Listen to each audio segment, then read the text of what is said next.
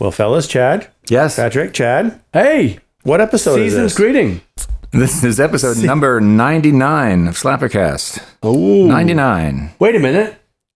That means that in next week. 4 episodes, it'll be 103. Is that What? 99 Can't red wait. baboons floating in my... dead baboons, right? Dead baboons. Dead there baboons, you go. Yeah. I remember there was a story somewhere because, back in the 80s when that song, 99 Nina? Red Balloons, Nina Hagen, Mm-hmm. somewhere I heard through somewhere that there was a video of her with her shirt off. And being a teenage boy in the 80s, you wanted to see Nina Hagen with her shirt off. Yeah. I want to see 99 red baboons.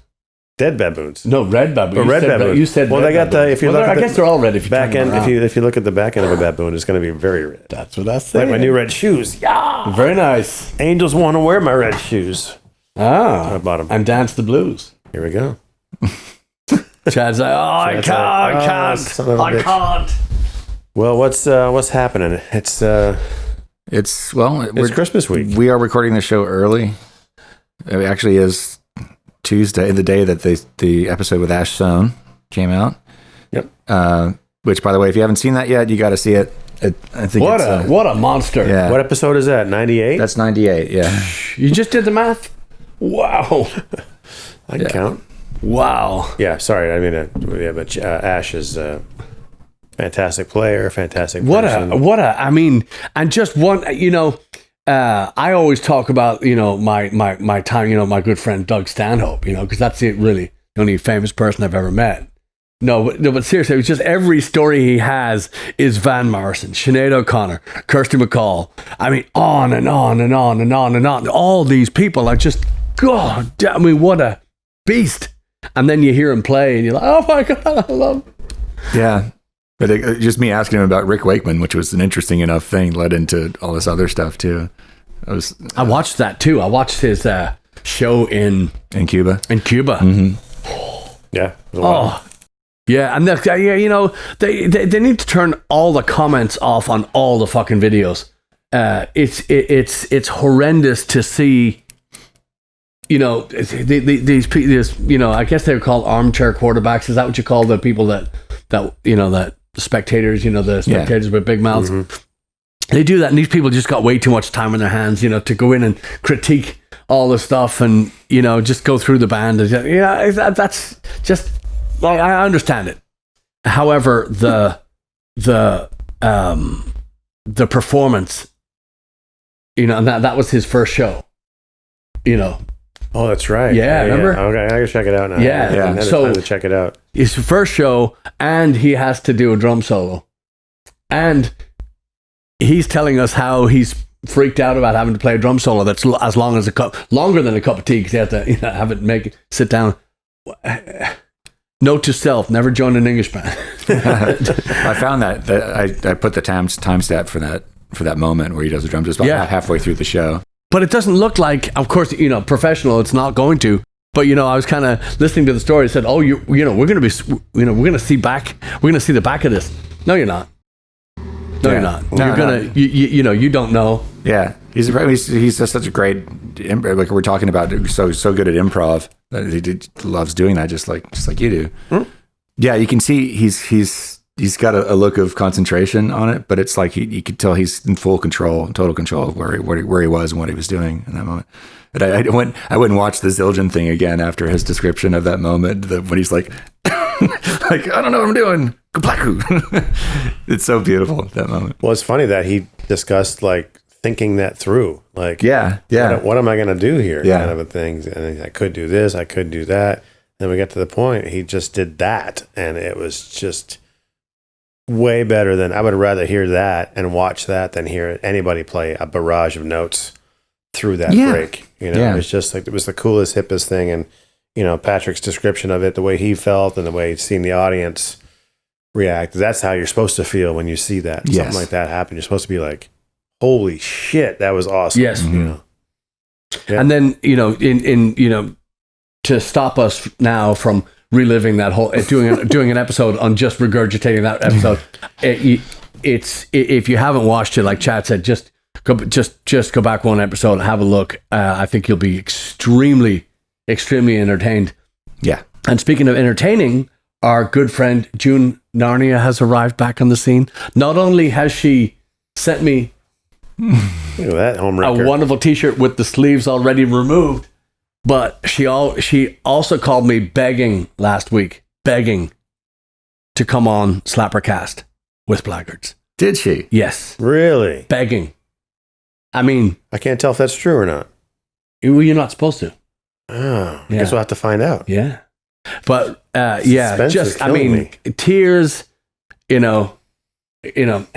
Just raised voices. Everything.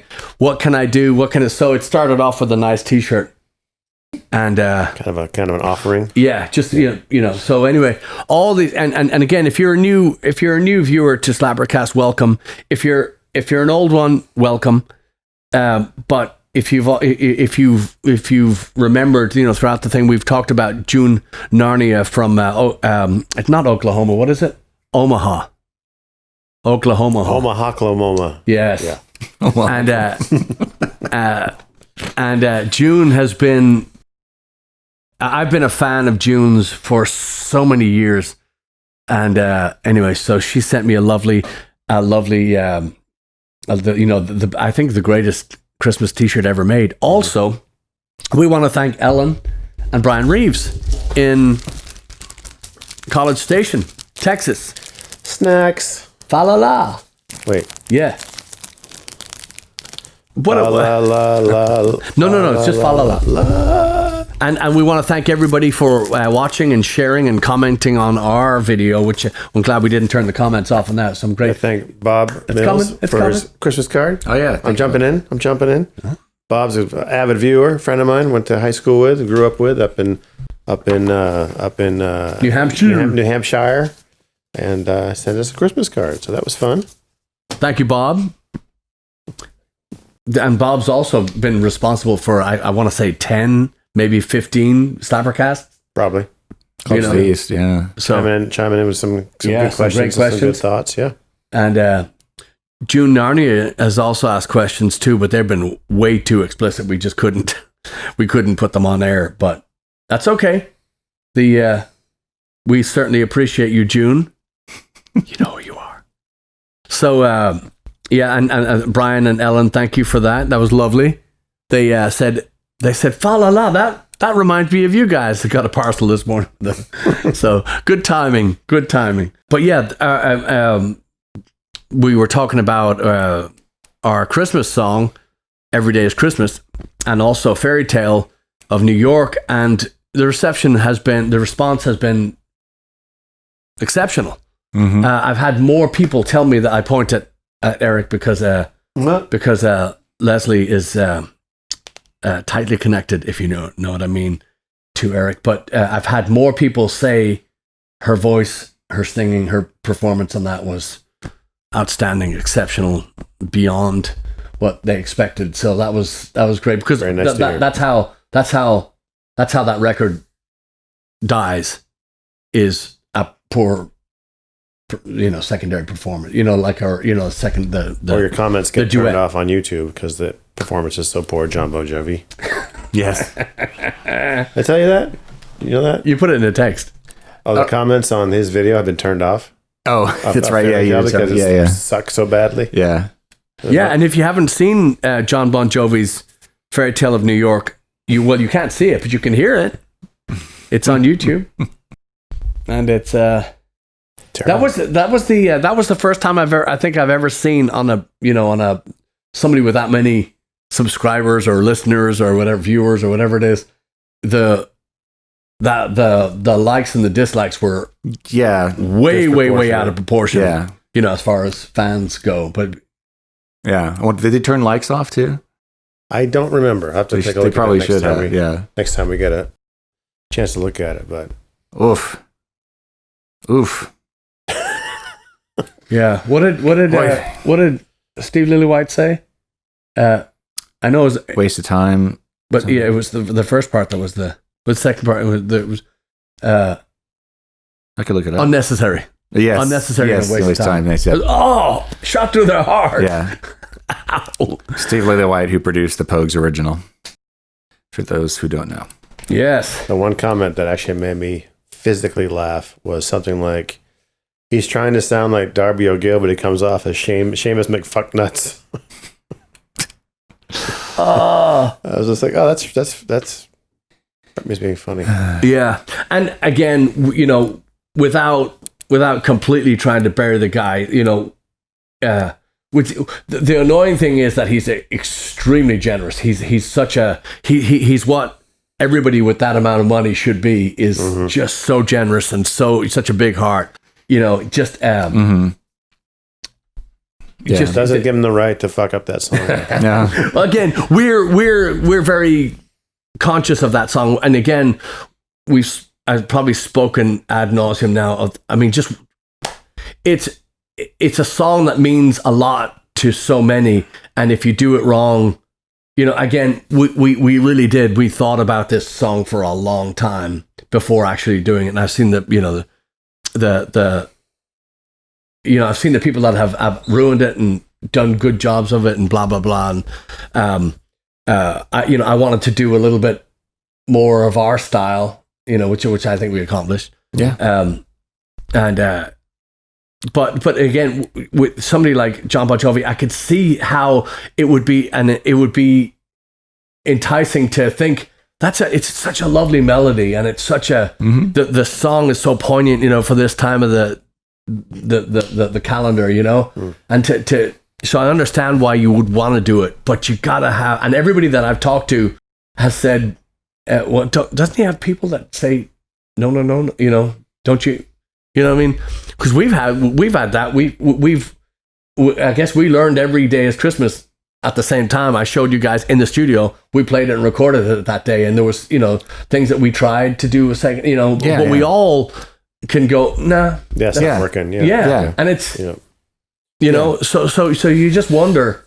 And again, the other thing too is on that record with all the stuff at your disposal. You know, it just seems like he went for the cheap, you know, let's go to Walmart instead of going to the, you know. I don't, you know, especially the absence of a somebody there's no duet, you know, in the song. It's that would have actually probably it would have helped him. Yeah, it would have helped it a little bit. To have a female singer. It could have been anybody. He could have got somebody famous. He could have got Richie Sambuca, Richie Sambuca, or Tino Torres, or Tico. Yeah. It's Tico Torres. We know who he is. Yeah. And I don't know who produced that record, but I would shift some of the blame to the producer too, because that's their job, is to make sure it doesn't suck. Yeah, and who allowed him to kind of sing in that faux whatever dialect he was trying to sing, the girls' part, and I just couldn't. What the fuck is he? I don't know. Just don't do that. Yeah, be yourself. Yeah. Maybe that. I don't listen that much Bon Jovi, so I don't really know. You've heard enough of it to know what goes on. Yeah. It's my life. Hey, that's pretty good. Thank you. So, anyway. So, we do have a question from our friend Garrett Mahanay. Oh.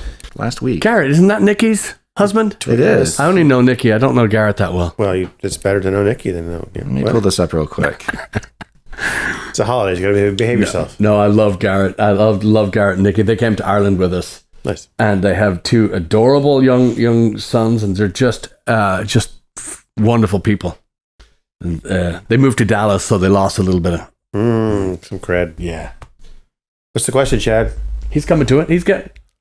Garrett asked, the new video made me think of a good Slappercast question. If each band member had to take a new position, meaning a change instruments, play a different instrument, what would the lineup be if we're all playing different instruments? I'm on drums. Don't even ask. What would the lineup be that we could actually get through? He says a full set. I don't think that's possible. At least let's say a couple songs. What would the lineup be? I can do a full set. I think we'd have at least two drummers in the band. Yeah. I don't even know. I could. I know this is not an instrument in this band, but I could definitely pull off playing something on keyboards more than I could playing a guitar or really. a bass. Oh yeah, I can play piano. But it's a percussive instrument. Yeah, and I can read. I mean, I understand how chords work, and I can figure it out. But as we know, that he played glockenspiel. What happens with kind of left-handed as a human being? Although I did try to just kind of and I learned guitar right-handed when I took my guitar class in college 1,000 years ago. But I mean, I don't know where notes are. I'd say, yeah. show me where the notes are for this entire song, for every song that we're going to play tonight. Guitar can be painful too if you haven't played it a lot, because the lack of calluses, once they go away, Well, if I got a good, you won't make it through a whole set. Well, what would you play? You probably play Guitar. You want to play drums? No, I mean, I would love to. Oh my God, I would love to play drums, but I don't, I haven't done it enough. I don't know how to do it. I can fake it. If it's all open string stuff, I'm your man. On the bass. Okay. You got a pretty good thumb. Yeah. Yeah. Drums, I definitely can see you doing that for sure. Yeah. Yeah, and I've seen him do it. I could do bass. I could definitely do fiddle. It's fucking easy. We have done, just as a joke, we did that at least once. I remember we did it at, what was the name of that? Was it Churchill's? Was it Churchill's pub? We rotated instruments. I think you were on drums. I have was no on recollection guitar of this at all. And Are you sure you're not? And Mike was playing fiddle.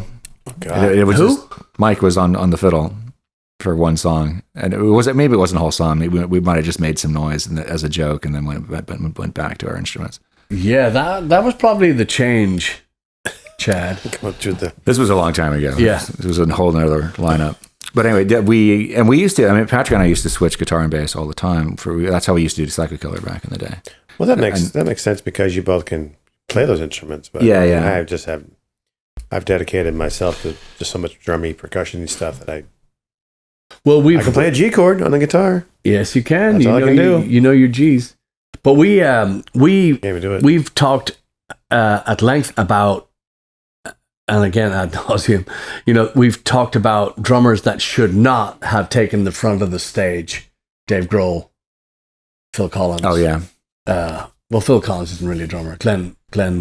No, not Phil Glenn. Collins is a great drummer. Yeah, great drummer. And the fact that he can't play anymore, so he sings, I'll give him that. Yeah. He gets a pass. Yeah. He's actually, I can't forgive him for Sussudio, but I forgive him for a lot of things. But Don Henley. Sucks. That's who I was thinking of. Yeah. I said Glenn, but I was thinking Don. Yeah. Yeah. Yeah. Phil and Karen Carpenter probably are okay, but Dave Grohl, just stop, man. I'm all growled out. Oh, I was grilled out. I was grilled out before the Foo Fighters. First Foo Fighters record, I was like, okay, cool. He's doing this now. That's kind of fun. Mm-hmm. And then after that, I was like, I can't deal with it. No, and the other thing that bothers the piss out of me too is that, hey, let's record with him and him and him and her and her and her and him and him and him and him and on and on and on. No, just do your stuff. Stop it. But such a great drummer. The Queens of the Stone Age, when I saw him play drums on that, and then I saw him play drums with Lemmy, and I saw him play, I was like, yeah, that's where you're supposed to be. Don't, and the Foo Fighters, it was the same. It's like they're playing the same chord and shouting the same note for just an ungodly amount of time. And then I said, all right, so I'll eat those words and I'll sit on all the fire that I've spat for years on this shit. And I watched them at Wembley. I said, because if you got into Wembley, you definitely got... And it was, just paint drying.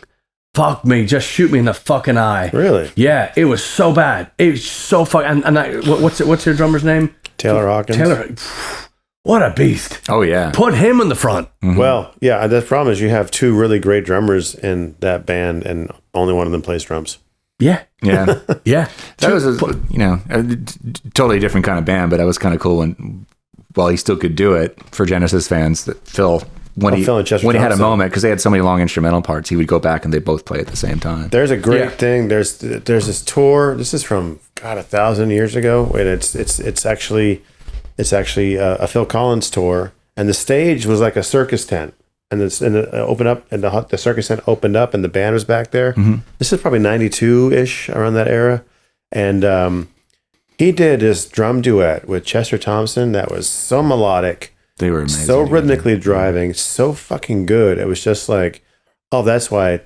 He does play drums, because you're so used to seeing him up front singing. He went back there, and he and Chester just tore this thing up. It's probably on the YouTube somewhere, but it was fantastic. I only want to see him do drums. That's all I want to see. Yeah. And his kid's fucking ridiculous on it. And I remember I saw them last year or something like that, and I knew that his son was playing drums, and he's like 18 or 19 years old, but I was like, wow, This kid is Yeah. awesome. Nick Collins is his name. And then he played piano on a song while his dad sat with him and just did a little duet kind of. And that was cool. Nice. But, Nobody else gives Mariah Carey enough props as a drummer. She's a great. I don't know if you know that, but she's got she owns a nice pair of bongos. Wait, what? I was just trying to get. Yeah. I don't know if they're real or not. They might be synthetic. Yeah. Synthetic heads on those. The ones you plug in. Yeah. So some other people who've switched instruments during their career. Well, to answer your buddy's question, our buddy's question, drums, guitar, and there's no piano in the band. But I can play keyboard, bass, maybe. Anyway. So. Yeah. But yeah, keyboard, I feel definitely more comfortable playing that, or piano. But who else has switched instruments? I was just thinking, And you could sing too. Yeah. You want to hear it. Give me something. Yeah. and this example, La la la la la. See? this example I only think of because it's a lot of people don't know it because it was before he got famous. But Tom Petty started off as a bass player and Mudcrutch, their original band. Well, so did Waylon Jennings. Did he really? You played bass in Buddy Holly's band. Oh, I didn't even know that. Oh, shit. Plane Crash. Welcome to Slappercast. Learn something new. Yeah. When the Big Bopper and Richie Valens and Buddy Holly died, Waylon was playing bass with Buddy on that tour. Oh shit! And it was actually Waylon's seat on the plane. Waylon had the seat on the plane, and Buddy was sick, and he's like, "Okay, let's switch. Okay, yeah. I'll ride the bus. You take the plane because you're not feeling well." And then he wasn't really feeling well the next morning. So. Yeah. Gosh. Splat. Yeah. Yeah. It's like Randy Rhoads when he decided to fly that plane. Yeah. I'll be a pilot. No, you won't. Yeah. No, it's not. It didn't He happen. was singing over the mountain in his head, and he hit the mountain. Yeah. Too soon? And Tom Petty, of course, went back to playing bass and Traveling Wilburys. So, just in case you didn't know that either.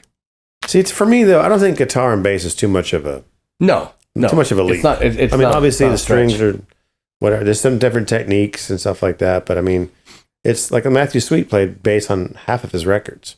Played bass and guitar on half his records, and then you have somebody come in and play all the lead shit. You know? Yeah. But I mean, like to switch from like a string instrument to a percussion instrument or to a keyboard, Or wind instrument, or a wind instrument. I don't know anybody who's done that. Oh, actually, I do. Sort of. I was mentioning Lake Street Drive earlier during our pre-recording conversation about bands, record labels, and so forth. Lake Street Dive, their guitar player, who's I forget his actual name. They call him Duck. Donald. He's originally a jazz trumpet player, and he learned guitar for this band. Originally, he didn't. It was a 4-piece, but there was no guitar. It was just trumpet, bass, and drums and vocals. Wow! And then he picked up guitar, and he's got a really interesting approch. I've never heard of a wind player going to or horn player going to guitar. But he's got a really he's great. He's got kind of a vintage kind of approach. He's kind of studied like the old Chet Atkins kind of styles and Nice vintage 60 kind of tones and so forth. But yeah, Lemmy went to bass from guitar. Was it because he was terrible at guitar? No. No. He was good at everything. who did you play guitar with before? I know he was in Hawkwind before. He was a bass player in Hawkwind too. He was a bass player, I thought, right? No, he started off. I think he got the gig as a guitar player, Okay. and then he got the gig. It was Hawkwind. There was bass. It was before that. Mm-hmm. Well, he made the right choice. Yeah. Yeah. Well, he changed. Metal. He just changed. That approach. You could really do a 3-piece justice. Oh yeah, also like having 3 people make that much sound. Yeah. I mean, there's a lot of 3-person bands out there, but that was like one that was just like, we're gonna play so fucking loud that we're gonna sound like 12 people. Yeah, but I mean, as far as Garrett's question goes, it really is fun to switch it up and have the drummer come out and sing, or just something like that, to where it's a big deal. Mm-hmm. Have that. Again, making the video was very fun because we're messing around and say, here, give me that, switch over here and do that. It's just not only visually, but I mean, it's kind of stunning when you see a band, be able, that are able to throw, and I don't like it when it gets too muddled, when it's just constant swapping out and Well, I mean, for the most part, too, in the video, we sort of look like we know what we're doing. Yeah. I mean, I was actually strumming in time and moving fingers, and you guys were waving the sticks around. And I was playing right-handed though. yeah, I think you both were actually. Yeah. Yeah. Well, that's okay. Yeah, that's all right. On a left-handed kid. We'll just cut it out. We'll just There is a band Arcade Fire. Why are we talking about Arcade Fire today? Well, we can cut it out. You're about to find out. I like that band. I didn't know this until I went to go see them live. They switch instruments constantly. Which tells me one thing about bands that do that. They're not really good at any one instrument. I know you don't like the band, but I have to disagree with you there. All. Yeah. Wow. Looks like it's not going to be a white Christmas after, more like a fight Christmas. Hey. Silence. What does Paul Beebe always say? Silent night, violent night? It's Spinal Tap. What is it? Is it the vocals that annoy you?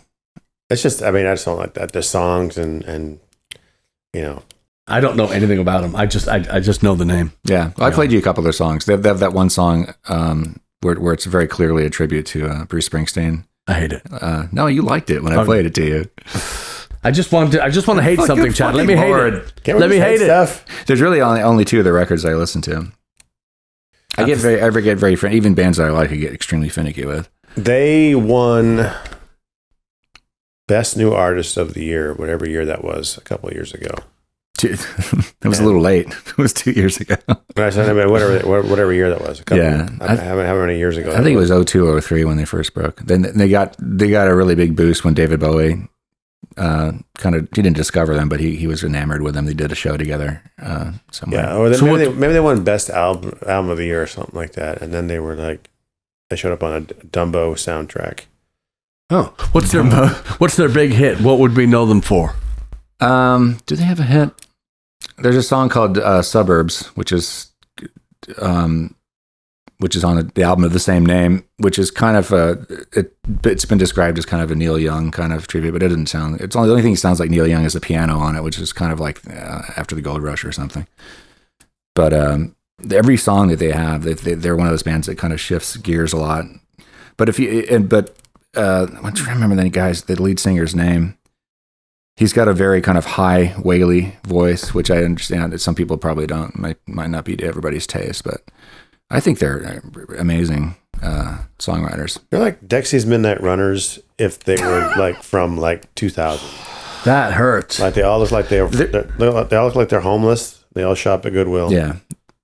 And there's like 19 of them in the band. How many's in the band? There's too many people in the band. Thank you. All right. That is one thing I would say. The other thing I'd say, that their biggest weakness, I think, is take themselves maybe a little bit too seriously. A little pretentious. Yeah. What's the last CD you bought, Eric? Last CD I bought? Last record you bought? Last record I bought? I was at Sig's and I bought 2 used Christmas albums. Sig's Lagoon in Houston, Texas, by the Continental Club? Yeah. I bought the Carpenters Christmas one, and I bought a Jackie Gleason, actually, Christmas record. And then I bought a brand new one. It was like some kind of compilation of blues and soul Christmas stuff. Okay. A lot of original stuff on it, too. Wow. Yeah. Chad, last record you bought? Trying to think. That was the day we filmed the video, actually. I got there. Yeah. I went over to the store and bought a couple Christmas records. LPs? Yep. Oh yeah. Good man. Yeah. I honestly, I bought my mom CDs, but I haven't bought myself a CD in probably over 10 years. What'd you buy your mother? You can't say it. Blaggard standards. Bill Cosby. Well, whenever I find a new band that I like, even she's moving away from CDs now, but like when I got into JD McPherson, I bought her. She loves JD McPherson. Lake Street Dive. She loves Lake Street Dive. Yeah, stuff like that. You know, whenever there's new artists out that I think she likes that she probably hasn't heard, I'll she like Bon Jovi? just curious. I have an album if you want. Yeah, you do. I can give it to her. In the LP? No, I don't. Okay. I did buy Leslie that because she's not going to hear this until after Christmas. So I did buy her the David Byrne show. Oh, they have the Utopia recording. Yeah. And they had it, and Thomas had it. That's gonna be in nice. record form. So, and we had just seen it, so she really liked it. She's gonna like that. She likes that stuff. Next question: band that hasn't had a record out in a while that you want to hear. Blaggards. Good answer. Yes. Yeah. Beatles. Oh, I'm kidding. They're all dead. yeah. I know. Have you seen that? Speaking of Beatles, you seen that Beatles thing? I haven't seen that whole video yet. I'm gonna. Oh my God. Peter Jackson put out. Yeah. Oh Looked my pretty God. fun. What's the name of it? It's they're redoing. You remember the movie Let It Be? Yeah. Which is notorious for being kind of a depressing film because it supposedly shows them breaking up and there's arguments in it and stuff. Peter Jackson, who directed the Lord of the Rings films, yeah. Well, for the people. That's what I'm asking. The Frighteners. So they gave him the animator. Come on.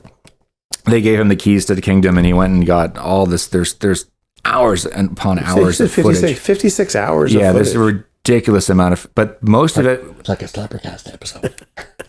Obviously, most of it was never used, and they went through it, and there's just all this fun crap that nobody's ever seen before, and just the band was on. They were starting to break up at that point, but they hadn't. They were at least a year away still from the actual breakup. And they're just having fun. And most of the footage they show is just really exhilarating to see. So they weren't lying. They've been talking about this for years. It's like, oh, you won't believe it when you see it. It's so, and people are like, yeah, right. Let It Be was so depressing. How could it possibly be true? But it looks really great. And of course, they've restored all the footage. It's this gorgeous color film that looks like it was filmed yesterday. Yeah, it's trippy. So far yesterday. Away. That's where I was going. So what was band that you'd want to hear? Yeah. And it could be the Beatles. It could be. No, I don't know. I mean, somebody. Yeah, they could be dead. Yeah, I think I would love to hear the Police do a new record.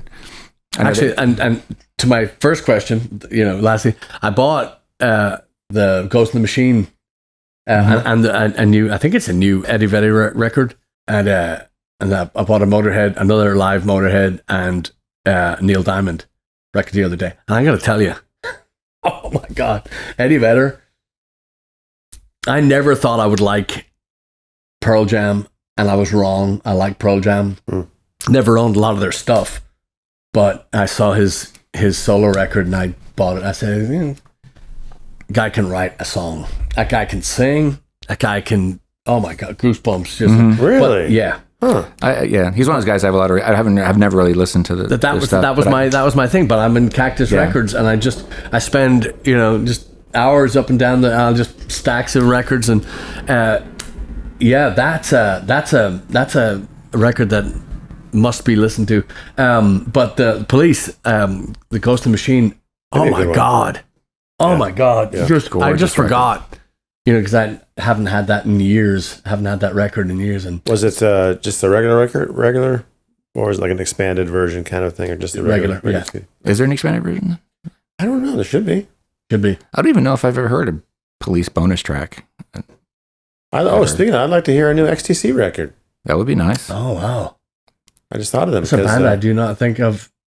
Well, because Todd Zuckerman, from the drummer for Styx, who's a buddy, posted that he had bought Skylarking, Oranges and Lemons, and Nonesuch, and the two Apple Venus things on vinyl from some company in England. So of course, I jump on that website, all fucking sold out. And they were cheap too. They were like $18.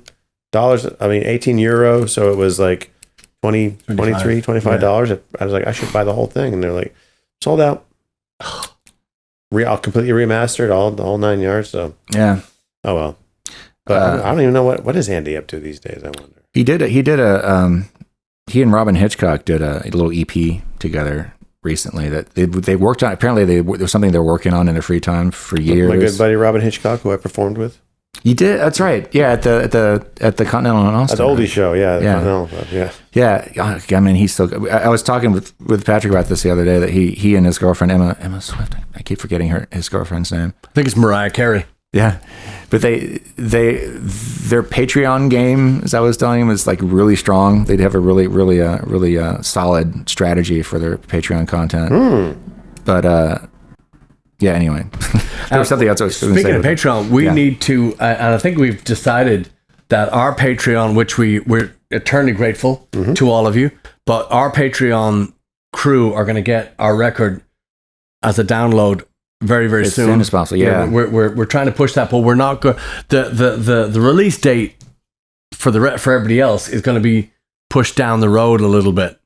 Yeah. We're so we haven't got specifics. We do know that we're Paul's working extremely hard at this very moment on mixing, and our friend Chris Longwood, who's just been amazing. His mastering skills are just beyond what I had expected. I knew he was good, but when you hear it, so we're getting that, and we're pushing this up the hill, and we're working as fast as we can to get this out. So we want to say a special thank you to our Patreon crew, and just to know that we are going to get you a download as fast as possible.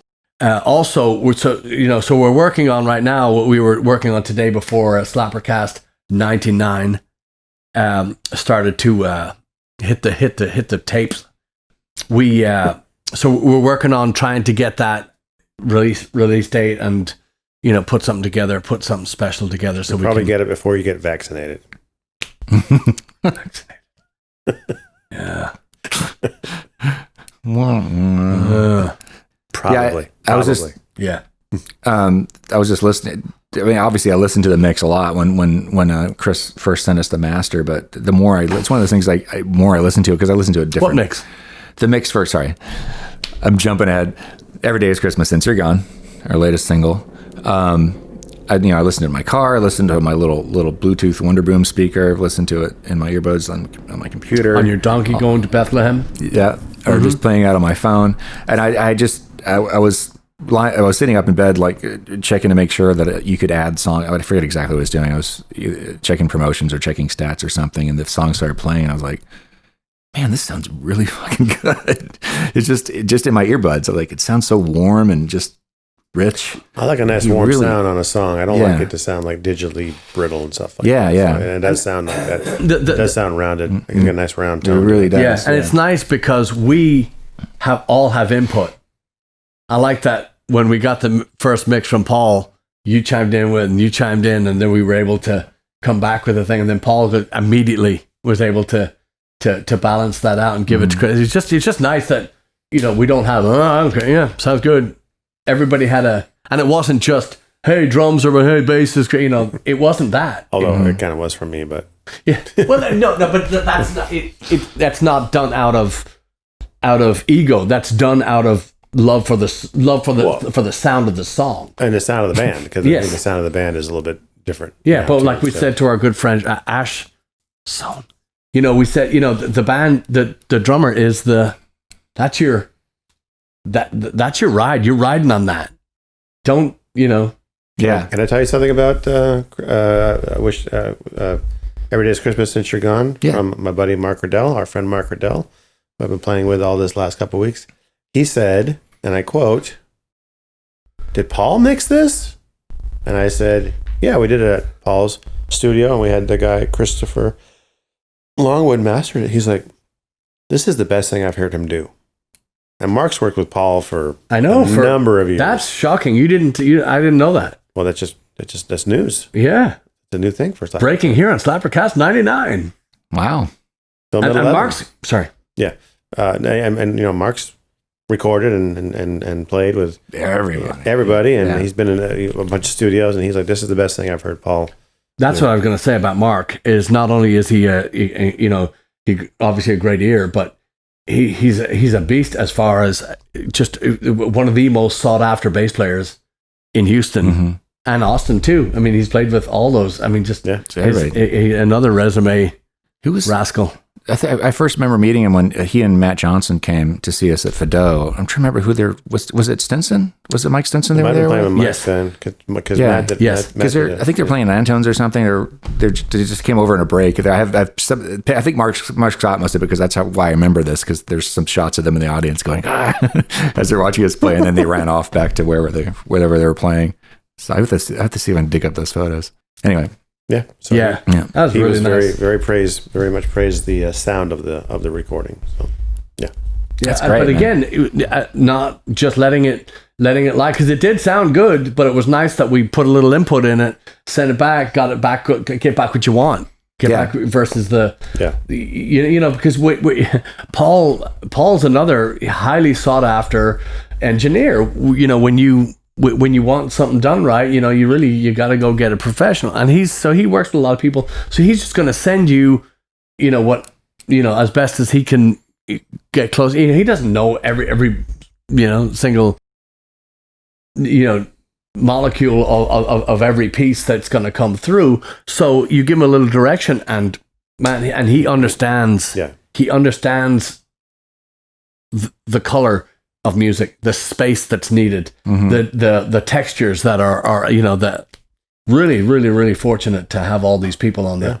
I think what Paul does great is that he mixes to where it sounds good, and then we all have a different sound in our head of what we want it to sound like. And it's not just us, it's other artists, I'm sure.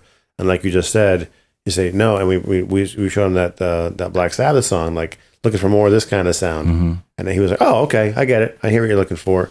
You know, and he adjusted it. It's like, yeah, that's exactly what we're looking for. So he's definitely that kind of, you know, I'm going to get you to here, and then you tell me what you want, and then we'll get it up to here. Yeah. I keep thinking this is like the opposite, or that was completely went the wrong way. It was the story we've told on the show before, but when when Metallica was mixing Justice for All, yeah, where I forget the engineer's name, but the mixing engineer had it all done. It was like it was perfect. It was beautiful, and then Lars came in and fucked it all up. That doesn't sound like Lars. Lars fucked something up? Yeah. I wish they would let him go back and do his mix. I think that would be so cool. They did. Oh, they did? Yeah. There's a mix out there. Oh, okay. Yeah. I know that there were some fan fixes that didn't you tell me that? We talked about They call it "And Jason for All." Yeah. But is there an official one now? Oh, I don't. Not from Metallica. No, okay. That's what I mean. Like, but there is one out there that is passable for being a finished record. How did they get did they find isolated bass tracks or something, or they got their hands on just remastered on the thing, and just, I don't know. Yeah, interesting. Somebody must have done it.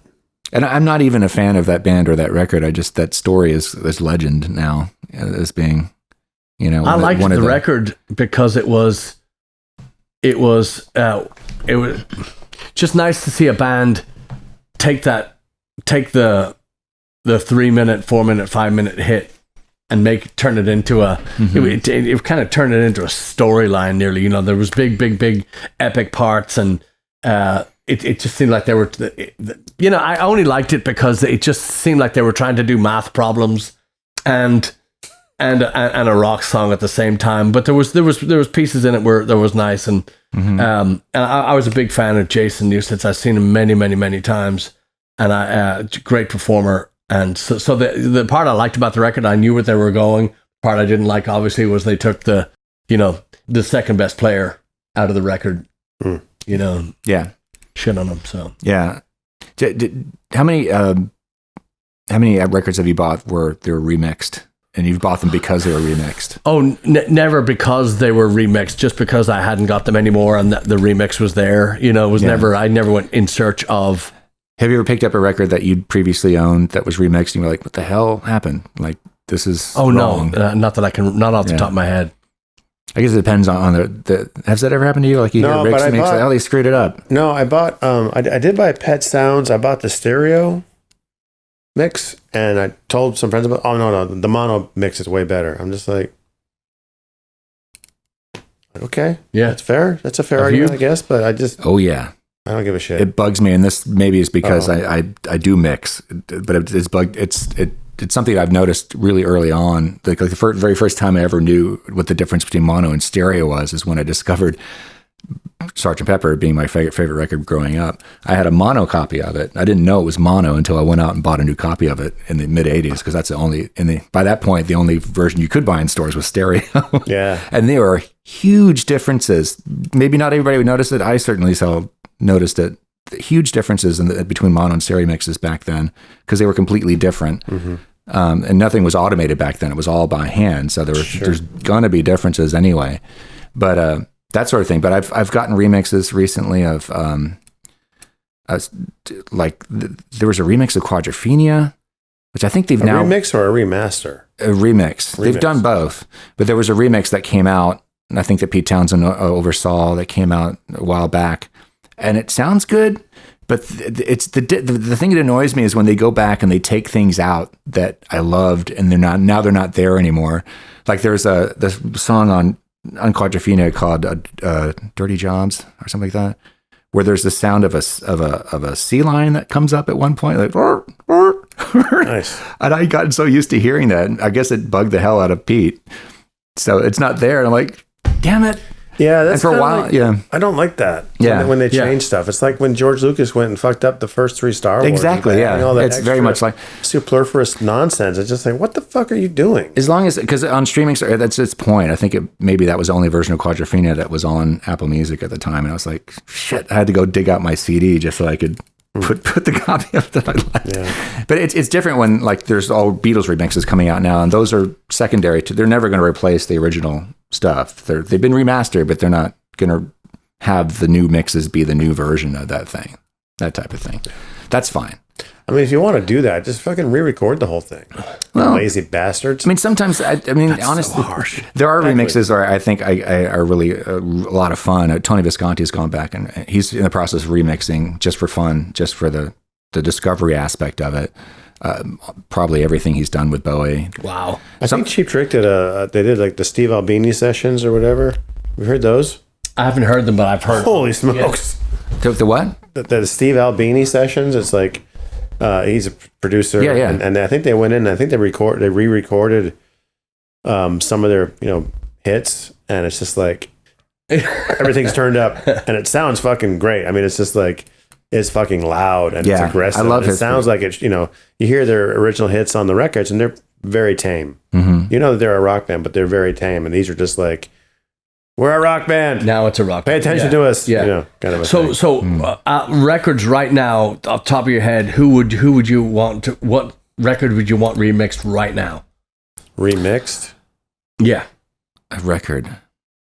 I could tell you a song I want remixed. What's that? The Beatles again, "Old Brown Shoe," which is my favorite. I used to cover it. Yeah, one of my favorite George Harrison Beatles songs. The mix has always been terrible. His vocal is buried in it. It's like, and they just came out with the White Album remix, which it's around from that time. I was like, White, and then Old Brown Shoe. There's a rehearsal of Old Brown Shoe on it, but not a remix of the song. So that's still needed. But a whole record though, that's a good question. Yeah, what would you? I don't know, let me think about that. For a second. Okay. Well, mine is the first 2 Iron Maiden records, really, because Steve Harris has been forever bitching about, and he's right too. The first Iron Maiden record, which some people still believe is their best. I think it's a great record. Of course, I like most things by Iron Maiden, but that Iron Maiden record sounds to me. I didn't need Steve Harris to tell me that it sounded weak. It sounded thin. The guitar sounds were, and it had that punk kind of crisp, bright, way too bright. The guitars weren't heavy enough. The bass wasn't heavy enough. The drums didn't. But I think that record, and I think he's going to do it. I think he has to do it. It's such a great record, and the songs are so. I mean, Remember Tomorrow and Phantom of the Opera, just songs like that need to be Maidenized. They need to be. Anyway, I thought of that. I've thought of that many times, but in this conversation, Actually, the only one that comes to mind is that Black Sabbath Live Evil record. That record could have been. It just doesn't sound right. Yeah, and that's the one that Tony and Geezer say this happened. Ronnie and Vinny say this happened. Yeah. And Ronnie finally. The one thing that I kind of believe is that Ronnie finally said the engineer was an alcoholic, and he just kind of fucked up the. We'd come in and change things, and then he would go back and think that he hadn't changed them and change them again. Listen to that record; it just doesn't sound good. I mean, when you hear a live record, you can actually hear the audience. Yeah. Whether or not they turn it up or not. Yeah. It's just like. He's doing a fake. Yeah. It's like crowd. Like that loud. The audience is that loud. And, they're playing stadiums and stuff like that. And just the guitar, it just sounds kind of overly fucked up. I'm not going to talk about it, but I did like the drum sound on it on that record. The drums sound pretty good on that. They don't. I think the drums on Mob Rules sound awesome. Yeah, and then the first two Dio solo records, Vinny drums sound good. Then when they get to the third and fourth ones, it's they sound kind of like kind of compressed, but he was going through a bunch of different companies at that time too. So, Vinny, can you hear me? nice. One of my favorite things about the new remixes that Tony Visconti's been working on, he went back and he remixed the entirety of Lodger. He remixed the entirety of Space Oddity, and and Man or So of the World is the most recent one, which I haven't heard yet. But he went back at Space Oddity, which he did that record. He didn't do that song. There's a whole story about how he refused to produce that song with Bowie because he thought it was a cheap, promotional thing. He didn't really understand because the moon landing was about. Sure, was coming up. This whole point. Yeah. The whole reason why. Not the whole reason, but that was one of the reasons why Bowie wanted to put that song out at that particular moment. And so he remixed it that was the first thing he put out as for this part of the remix of this whole album. And it's so, I don't know if I'd prefer it to the original, but the changes he made, not just to that song, but the whole record, he went back. One of the coolest things he did is he brought the bass up, which of course I like. Fair enough. But you can hear the bass in the original mix of Space Oddity, but it's when you hear what he did with it and the remix, it's like, wow, why didn't he do that before? It's like there's a lot of really funky, cool stuff going on in the rhythm section of that song. But another change he made, which I think is funny, there's a song on that record called Unwashed and Somewhat Slightly Dazed, and which is, if you listen to the original, there's a lot of harmonica on it, like really long harmonica solos. Tony went back and took almost all of that out and replaced it with guitar solos, which were there and just buried in the mix. I love you, Tony. That was pretty cool. And I got to think that's something that's just been bugging him for 50 years. Yeah. Get back and take the harmonica out. I just like, it was that's the most dramatic change I noticed on the record was like, oh, the harmonica's gone. Whoa. Yeah. Cool. But besides liking something like that, okay, so we took the harmonica part out that no one liked apparently. I don't know. It never bothered me, but once he took it out, I was like, I think I know why I got rid of it. Yeah. Why do you think that they are doing this? Why do you think people are releasing remixed albums? Besides money, I don't think it's just for money. It's fun. I mean, don't you think that's kind of like, I don't know, does it kind of cheapen the original? I don't know. I think imagine you're in you're in an Egyptian tomb. I mean, you really want to see what's in every. Yes. You want to go down every single pathway. You want to uncover everything. Yeah. And I just think that there's ways of looking at stuff, hearing stuff when you change your. Like we did with Paul, we just, we need more space. We need bigger drums. We need, we need a brighter bass. We need a more growling bass, or we need all that stuff is you're not just looking at the song or at the song. I mean, you're really getting to, get in there, Especially for these historical, these old things that happen. It's kind of like, it's almost like bootleg tracks or finding an alternate take of something. Because I love that kind of stuff where you get to hear an earlier version of a song where the arrangement's not quite worked out yet. Or sometimes when they remix stuff, there might actually be a completely different vocal take that they found that they put in and things like that. I just love to hear it as a different, like you say, like a different insight into the song as a whole or the project as a whole of the album and so forth. Not to, and sometimes a remix is needed to make it better. Like Tony Visconti's remix of Lodger, for example, there's not a lot of dramatic changes on that one. He just kind of made the mix richer and fuller, and that kind of stuff is cool. That probably wouldn't bother me listening to that in replacement of the old one. But as long as they're not replacing the original, especially if it's a classic album that's been out for decades. That's you don't want to. Yeah, raises my concern. That's why the Quadrophenia thing pissed me off initially, because for a while that was the only version you could find. Where's that fucking seal? Yeah, Exactly. That wasn't the only difference. Damn it, Pete. The Talking Heads did it too. There's a remix of Stomach and Sense that I can't stand. It's been this that and now is the only version of the album you can find is that remix. Like, I do not like that. I understand. I'll let them know. Just write your complaints down. I'll put them up. But anyhow, that was fun. Yeah, most definitely. So coming, as steering straight into the new year. Any resolutions? Any changes? Any besides touring the fucking world and getting out and? Well, I definitely need to lose my pandemic. I lost 30 pounds. Lost 30 pounds last year. I put 15 back on now, so I've got to get back on the horse. I lost 16. Oh wait, I lost 16 last year, and I gained 17. Yeah, you're not alone. I didn't count before, and I still haven't counted, and I still don't give a fuck. There you go. So I don't. It doesn't seem like you've gained any weight since I started, because you're the one. I mean, at least I know. You're the only one independent exercises anymore. Well, you haven't. Yeah, you still got your routine. You didn't lose the gym or anything like that, like I did. You know, No, Jim and I were never close. No, I have to get up, and I have to run. There's been a lot of days that I haven't run. I had a streak of 50 something days where I ran every fucking day, and that was tremendous. And then I stopped. I said, well, that was good. And I stopped doing it, and no, I really don't care about weight. I don't care about.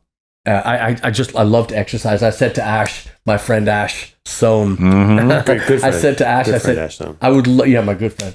I would love to play drums, but I really, truly cannot sit. And it was funny. It was funny with the video, and like I was commending you guys at the beginning of the thing because I thought the energy was great. You guys were down, but I had hurt my back, and it's still not back to normal. I mean, it's still not healed. And I was kind of looking at myself watching the video, going, "Oh yeah, that's why you weren't jumping around so much." Yeah, yeah. I was like, no backflips for you. I was like, yeah, I'll. But it was great because it wasn't. I think, if we had done the video, years back, I think with one of us standing still, I think everybody would have stood still. But there was none of that. It was great fun, and it was fun to do. Jason did a great job. Jason, you did a fantastic job on editing and rapid time too. Yeah, I mean, there was no time. We got it back in no time, which was great because we had Fairytale of New York and all that stuff. So so there's. I'm hearing no New Year's resolutions or nothing. Well, I definitely want to get healthy again. Well, I know you said that, but I know you don't mean it. For now, I mean, gosh, I know you're right. I just want to see us, get back out, and keep moving. And I mean, we're already in we're working at a good clip now. I really dig what's happening now. I just want to keep it going. So, and the final question, I've got nothing else after this. I promise you, 0. So after Christmas, little rehearsal. What would you think about turning the cameras on and having our Patreon friends join us for a few bars of the song? It'll be the 1, 2, 3, 4, 5th day of Christmas. My true love gave to me. Yeah, Blaggards on video. The 5 gold rings. Well, yeah, I mean, but let's do 5 golden showers. 5 golden showers. 5 golden cock rings. Hey, you asked. I did not. I take it back. I retract. Receive. It's the season of giving. Complete change of subject. I just remembered something relating to Ash Soan. No more cock rings, I guess. Remember when he mentioned the musician Terry Reid that you were familiar with? Looked up, yes. Yeah, so did I, yeah. And he's one of those guys I can't believe I'd never heard of him before. But the thing that really jumped out at me immediately, it was like, wow, Robert Plant completely stole that vocal style from him. Or at least they influenced each other, I guess, but very similar style. But see go ahead. I just think Terry Reid is a better singer. He's better at it, yes. I think he's got a better voice. Yeah, that's all. Well, I was going to say too, and the one thing that Ash was saying when he heard that story was he couldn't believe that those guys were waiting on John Lennon. And when I talked with Spencer Davis at NAMM a bunch of years ago, he said the same exact thing, basically. Like there was a couple pubs where all those guys You mentioned it recently, all those guys went to there. So it's completely realistic that you'd turn around from the bar and your drink and there'd be John Bonham talking with Keith Moon. There'd be John and Paul talking with, Pete Townsend or whoever. Or, Eric Burden was hanging out, or Spencer Dave, or Terry Reid. John Bon Jovi. John. Strangely, Jesus Christ. That's I'm just trying to tie up the loose ends. Well, my comment on him, so the comment that I wrote down was, I said something like, Jesus, John, you don't hear a bunch of Irish guys singing "That's Amore." Stay in your lane, bro. It's like, don't. Yeah. So you get to know. But anyway, yeah. What were we talking about? I think we were Amore? talking about just ending the year and possibly our lives. But yeah, great. So maybe so maybe next week we can give the folks some footage of what we do behind the scenes when we're not. Yeah, I'd like to just show them just a little. Maybe I'll spring a riff on you. We'll jam it, and we'll you know what I mean. Just kind of not. We've been knocked off our schedule. We've been knocked off our playing. We've been knocked off our there is no studio, there is no time to go, and we've been staying at home and doing our thing and just trying to be as good as we can be apart. But I just think it would be kind of fun to throw a just a riff together and just see what we can make grow from that moment, and just bring our Patreon friends in and to see if we they might not like it, they may like it, and something might spring from it, but I just think it would be kind of cool, because I it's a band is so much fun when you have working parts that work with that work with each other, obviously, like cogs, or just when you have that. And I believe that we have that. I know that we have that. The Christmas song was a glaring result of, 3 people in a room going, we can make that work. And even if it's not a song yet, we can beat it into one with, we all have sticks and we all have time, and let's beat it into a song. We did. And, and also we took it from 5.5 minutes to 3 minutes something. So that was good too. So I'd just like to. We've mentioned it before. So I think right after Christmas we'll do a live. We'll make it a thing. A thing. We'll do some kind of recording and just bring our Patreon folks in there and kind of show them how it's done. How I would like to do it. And I especially want to wish everybody a very, very, very happy Christmas. And I want to say thank you to everybody for, there's so many people to thank. And, starting with Jeff Duncan, just, everybody that's been following us on this thing, watching this thing, sharing it and telling your friends, and, and then, from Declan over in Ireland, and from David Carr and the Kathy and Peter and Eldon and Brian, and just Jay Holan for putting fucking wheels on literally putting wheels on the bus to go round and round, and on and on and on and on. I mean, so much generosity, so much Lori for selling all this stuff for us, and Leslie, Julia, Judy, everybody for doing such, keeping us alive and keeping us sane and keeping us, just thank you, everybody. We're extremely lucky to know you, and we hope to come visit you, live, do this thing, do this thing right for you. Yeah. Yep. Yes, we do. All right, kids. Yeah. Well, we have one more show this year, right? Yes, sir. And that'll be the 100th show. Yeah. And it'll be released after New Year's. That's right. It'll be the New Year's show. That's right. Yeah, this is next week's show. Yeah. I forgot what's the schedule or one. Yeah, January 5th, I think, is going to be. So, yeah, Happy New Year next week. Merry Christmas, Happy New Year. Kwanzaa is happening. 12th night's happening. Actually, it'll be released on 11th night. If you're keeping track. God, I'm not keeping track. Maybe it is 12th night. Depends on how you look at things. Yeah. Yeah. Anyway. Yes, thank you all. Merry Crimble. Thank you, Eric C. Hughes. Thank you, Chad Rich Smalley. We'll talk to you all very, very soon. Thanks for joining us. Yes, sir.